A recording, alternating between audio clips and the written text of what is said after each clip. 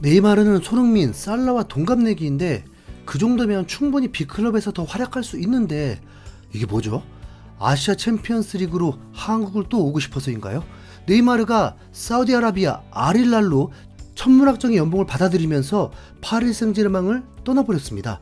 사우디 알힐랄은 환상적인 재능은 모두의 관심을 이끌고 있다. 네이마르와 2년 계약을 맺었다라고 공식 발표했고 현지 매체들은 이적료가 9천만 유로라고 예상했습니다. 네이마르가 받을 연봉도 AP통신은 1억 달러, 약 1335억 원, 영국 BBC는 1억 5천만 유로, 2193억 원으로 추정했습니다. 네이마르는 유럽에서 많은 타이틀을 일궜고 특별한 시간을 보냈다. 하지만 새로운 장소에서 도전하며 스스로를 시험할 기회를 갖고 싶었다. 새로운 역사를 쓰고 싶다. 사우디아라비아 리그에는 엄청난 에너지가 있고 훌륭한 선수들이 많이 있다. 라면서 이적을 했습니다. 네. 이 오피셜은 이미 전날 로마노 기자부터 해서 BBC, 프랑스 매체들과 스페인 매체들도 앞다투어서 네이마르 이적 소식을 전했기 때문에 확실하다고 예상하고 있었습니다. 네이마르 연봉이 2천억. 대부분 선수들에겐 연봉 200억이어도 어마어마한 거니까 2200억이라고 확실하게 해줘야겠네요. 은바페 연봉은 비정상적인 차원으로 분류해야 하고 프리미어리그에서 가장 많은 연봉을 받는 선수가 홀란인데 최대 주급 86만 파운드입니다. 연봉으로 하나로 하면 700억 정도인데 네이마르 연봉이 홀란보다 3배가 넘는다는 겁니다. 네이마르는 전무후무한 이적료 기록도 세우게 되었습니다. 2013년 21살에 브라질 산투스에서 바르셀로나로 이적할 당시에 5,080만 파운드, 약 8,600억 원의 몸값을 기록했고 2017년 PSG로 이적할 당시에는 무려 2억 2천만 유로, 약 3,177억 원이라는 천문학적인 이적료를 기록했습니다. 이 기록은 6년이 지난 지금까지도 깨지지 않고 있는 이적료 기록이죠. 그리고 파리에서 알힐랄로 이적하면서도 9천만 유로를 발생시키면서 총 합계가 5천억을 넘겨버렸습니다. 너무 순식간에 사우디로 이적을 해버렸다 보니까 어리둥절한 것도 있는데 네이마르가 한국에서 좋은 모습을 보였던 공식 경기가 PSG 유니폼을 입은 마지막 경기가 되었고 네이마르는 이제 정말 아시아 챔피언스 리그 출전으로 최소 2년 동안은 한국에 자주 올 수도 있습니다. 네.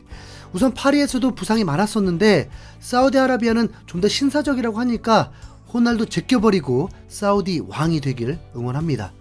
이 소식을 들은 브로 이강인은 SNS를 통해서 짧은 시간이었지만 나에게는 정말 특별했다. 정말 감사했다. 항상 좋은 일만 가득했으면 좋겠다라면서 프리시즌 기간 네이마르와 함께 찍은 사진을 올렸습니다.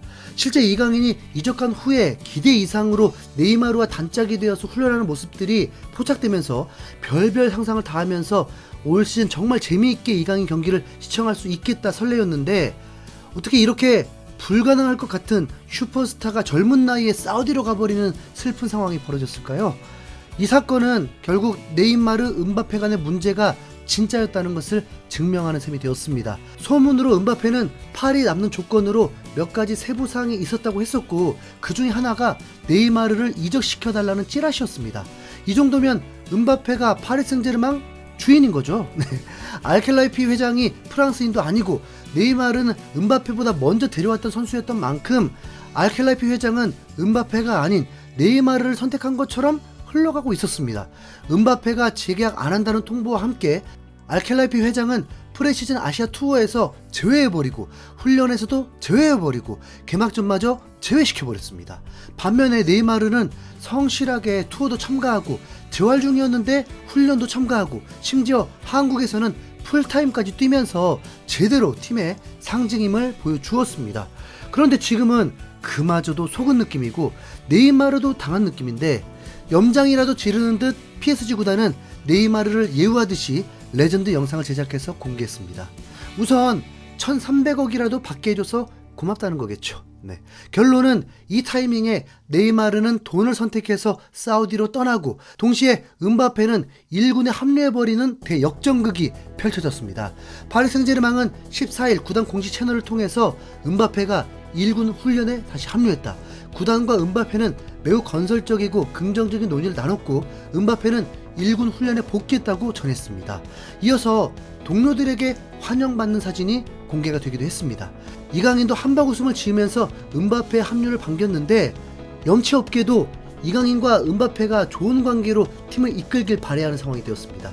어쨌든 은바페나 네이마르의 개인사에 뭐 큰 관심은 없고 이강인이 주전으로서 활약하면서 더 성장하길 바라는데, 이번 개막전에서는 이강인이 고군분투해도 확실히 해결할 선수가 없다 보니까 홈 개막전에서 무득점까지 일어난 상황이었습니다.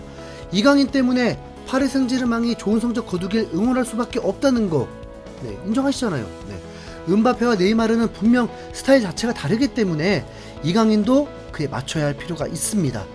어쩌면 네이마르와의 호흡에서는 네이마르가 어시 능력도 매우 좋기 때문에 이강인의 득점도 더 많이 나올 것도 기대했는데, 은바페가 메인이 됐을 때는 이 프로페셔널한 독불장군이다 보니까 골도 많이 넣어야 해서 도움을 많이 줘야 하는 상황입니다. 참고로 은바페는 2021-2022 시즌 딱 한 번 두 자릿수 도움을 올리긴 했었습니다. 네. 그런데 은바페가 1군에 복귀하면서 동시에 공격수들이 더 추가가 되었죠. 은바페가 원했던 스트라이커가 영입이 되었고, 프랑스 국대이자 바르셀로나 윙어 덴벨레를 영입하면서 연봉 300억짜리를 데려왔습니다. 이 부분이 이미 복선이었던 게, 당시 분위기로 보면 개막전에 은바페가 관전을 할 리가 없었거든요. 분노해서 이미 팀을 이탈해도 모자랄 판이었는데 편안히 관전하고 있었고, 그 옆에는 국대 친구 덴벨레까지 있었습니다. 덴벨레는 이미 파리에 입단하기로 되어 있었기 때문에 그림이 매우 이상했죠. 딱 한 발만 앞서서 보면 결국 이 그림이었던 거죠. 네. 네이마르를 작업하고 있었던 그림. 네. 와우. 어차피 이강인 입장에서 보라설이 있는 월클 두 선수가 함께 경기장에 뛰어봤자 좋을 거 없고, 은바페라도 있으면 팀의 퀄리티는 확실히 올라간다고 봐야죠. 네. 리그 시작 전에 멤버들이 제대로 훈련을 하면서 새로 영입한 8명의 선수들의 스타일을 이해하면서 호흡을 맞췄으면 좋았겠지만, 엔리케 사단은 이제부터 시작이 되었습니다. 좋은 선수들이라 해도 호흡이 맞아야 하니까요. 은바페와 덴벨레가 있는 이상 개막전과 뭐 전혀 다른 라인업과 전술이 나와야 할 상황입니다.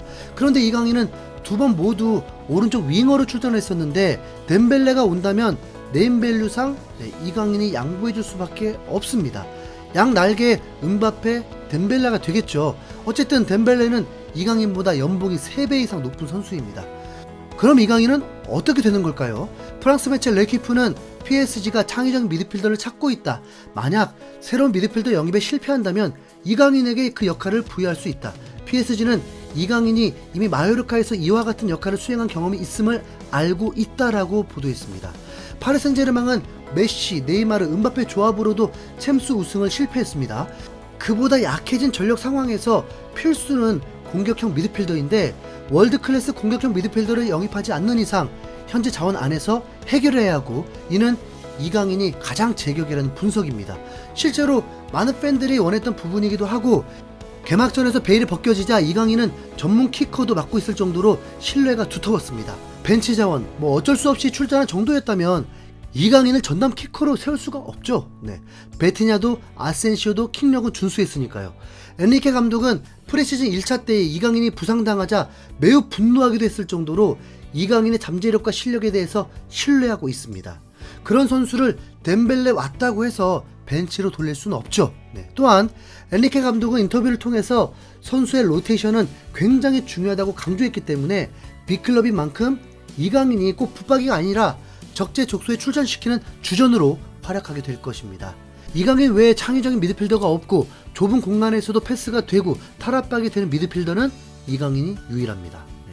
그래서 앞으로 이강인이 뿌려주면서 현존 가장 빠른 공격수와 현란한 윙어, 그리고 미래의 스트라이커를 보유한 PSG의 선전이 기대가 됩니다. 이강인 파이팅! 이상 흰수염고래였습니다. 감사합니다.